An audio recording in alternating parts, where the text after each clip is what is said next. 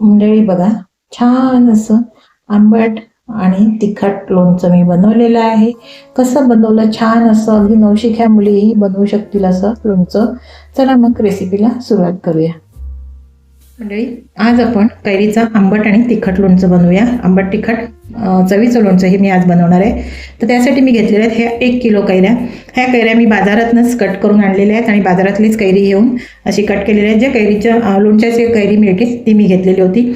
आणि ती लोणच्याची कैरी मी आणल्यानंतर जर तुमच्या घरचे असतील कैऱ्या तर पूर्ण अख्खी कैरी घेऊन स्वच्छ धुवून पुसून घ्यायची. मग मी ही बाजारात आणलेली आहे आणि कापूनही तिकडेच आणलेली आहे, चिरूनही तिकडेच आणलेली आहे. मग स्वच्छतेच्या दृष्टिकोनातून पाहिलं तर आपल्याला ही स्वच्छ करायला, कारण हात लागलेले असतात आणि तिकडे कटिंग करताना धूळही लागलेली असते. अशा वेळी ही कैरी आपण स्वच्छ धुवून घ्यायची. तर मी अशा मोठ्या जाळीमध्ये स्वच्छ धुवून घ्यायची आणि साफ करून घ्यायची. त्यामध्ये कोय असते, म्हणजे त्याची शीट्स असते, ती काढून घ्यायची आणि साफ करून स्वच्छ धुवून आणि जाळीमध्ये काढून नंतर ती कोरड्या कपड्यावर ठेवून फॅनखाली ठेवून आणि मग आपल्याला पुढची प्रोसेस करायला घ्यायची आहे, कारण त्याला पाणी त्याचं पूर्ण निथळून गेलं पाहिजे. तर आता ही 1 किलो कैरी आहे. साहित्य मी पुढे दाखवणार आहे. पहिलं कैरीचं कसं करायचं, म्हणजे कैरीचं लोणचं बनण्याच्या आधी आपल्याला ते मीठ आणि हळदीमध्ये घालून ठेवावी लागते. तर पहिली ही स्टेप बाय स्टेप मी पद्धत दाखवणार आहे, म्हणजे नवशिक्या मुली असतील त्यांना ही बनवायला सोपं जाईल. आणि मी गोडं लोणचं पण बनवून टाकणार आहे. तो व्हिडिओ मी 2 व्हिडिओ एकत्र करणार नाही, कारण खूप मोठा होतो म्हणून एकत्र नाही करणार, वेगवेगळे दाखवणार.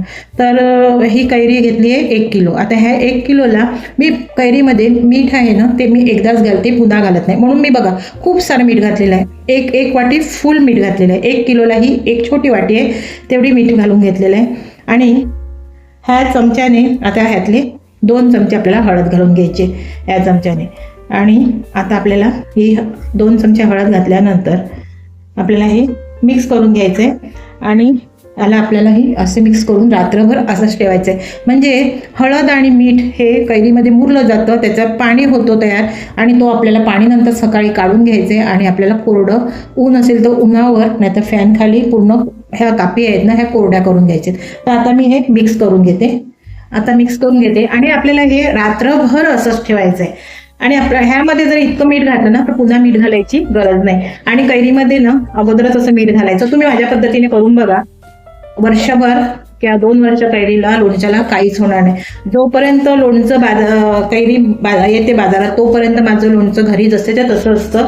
ती त्याची काळजी कशी घ्यायची, कसं बरणीमध्ये भरायचं आणि कसं, ते मी पुढे माझ्या व्हिडिओमध्ये सविस्तर सांगणार आहे. आणि पुढचं साहित्य काय काय लागणार आहे ह्या लोणच्यासाठी, 1 किलोच्या लोणच्यासाठी तर ते आपण हे लोणचं बनवताना पाहूया. आता आपल्याला हे असंच एक पूर्ण रात्रभर ठेवायचं आणि सकाळी याचं पाणी निथळून घ्यायचं.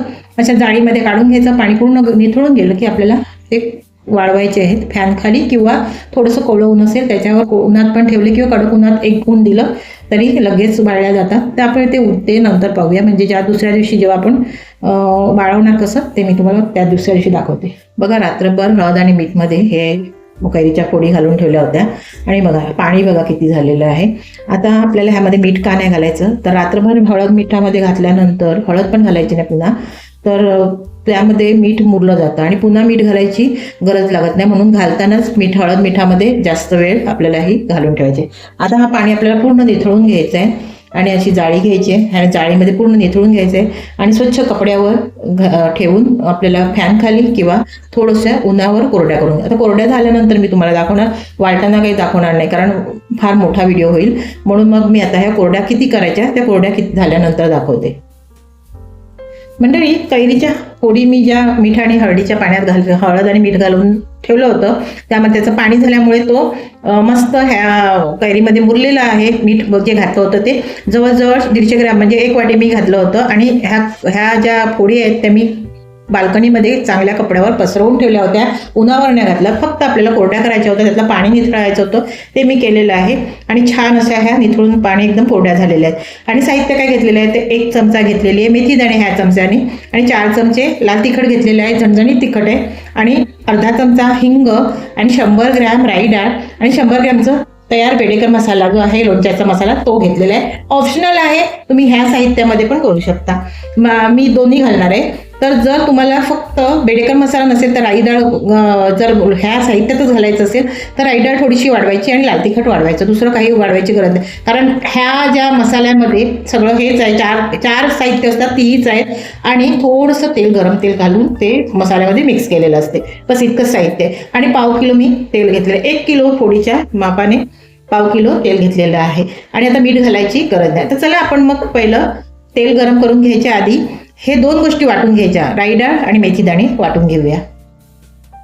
पातेल्यामध्ये मी बेडेकर मसाला जो घेतलेला तो घालून घेतला. आता ह्यामध्ये हे घालायचं लाल तिखट, मेथी दाणे आणि हिंग. राई डाळ ही आपल्याला थोडीशी तेलावर शिजवून घ्यायची, म्हणजे तळून घ्यायची. बघा तेल मी गरम करत ठेवलेलं आहे आणि छान असं तेल गरम झालेलं आहे, मी अगोदरच ठेवलेलं होतं. आणि आता गॅसची आज मी मंद केलेली आहे. आता त्यामध्ये ही राई डाळ घालून घ्यायची आणि व्यवस्थित तळून घ्यायची, ती काळी नाही करायची, मंद आचेवर तळून घ्यायची व्यवस्थित. मग आपल्याला हा गरम गरम हे फोडणी आपल्याला ती मसाला जो आपण मी एकत्र केला त्यामध्ये ओतून घ्यायची. आता अशा पद्धतीने मस्त बघा अशी डाळ फुगली पाहिजे, म्हणजे ही राई डाळ इतकी आपल्याला तळून घ्यायची, छान अशी एकदम सुगंध सुटला पाहिजे घरभर. कारण लालसर नाही होत द्यायची, करपवायची नाही, सारखं असं फिरवत जायचं. बघा आता डाळ मस्त फुललेली आहे, अगदी 5 मिनिट पण नाही ठेवायची, 2-3 मिनिटाने डाळ लगेच तळली जाते.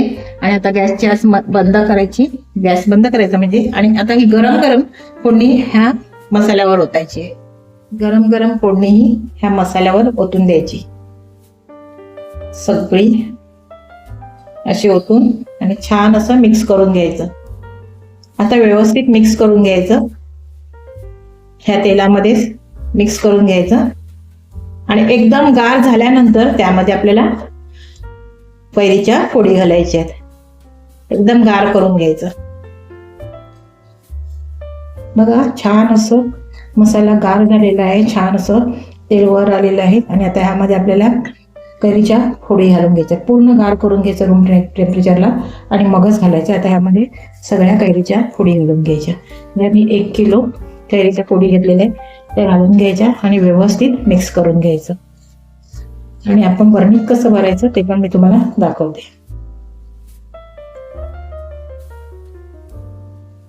त्या व्यवस्थित पूर्ण मसाला कैरीच्या फोडीला लागला पाहिजे असा मिक्स करून घ्यायचं. अशा पद्धतीने छान झणझणीत तसं आंबट तिखट लोणचं हे आपलं तयार होईल. आणि जवळजवळ 4-5 दिवसांनी मस्त मुरलं जातं. बरणीत भरल्यानंतर 4-5 दिवसांनी खायला होतं. असंही खाऊ शकता तुम्ही, पण ते मुरल्यानंतर खूप छान लागतं. आणि वर्ष काय 2 वर्ष ह्या लोणच्याला काहीच होणार नाही. जसं तुम्हाला मी अगोदर दाखवलं तसं वर्षभर लोणचं तसं ते तसं राहते.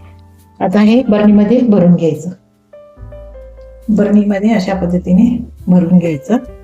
आणि बरणीमध्ये भरताना बरणी स्वच्छ धुवून कोरडी करायची, पुसून घ्यायची आणि थोडीशी उन्हावर वाळवून घ्यायची, तरच लोणचं आपलं टिकलं जातं. नाही तर बरणीला ओलावा असला तर त्याला बुरशी लागायची फार चान्सेस. आता अशा पद्धतीने सगळं मी ह्यामध्ये भरून घेते.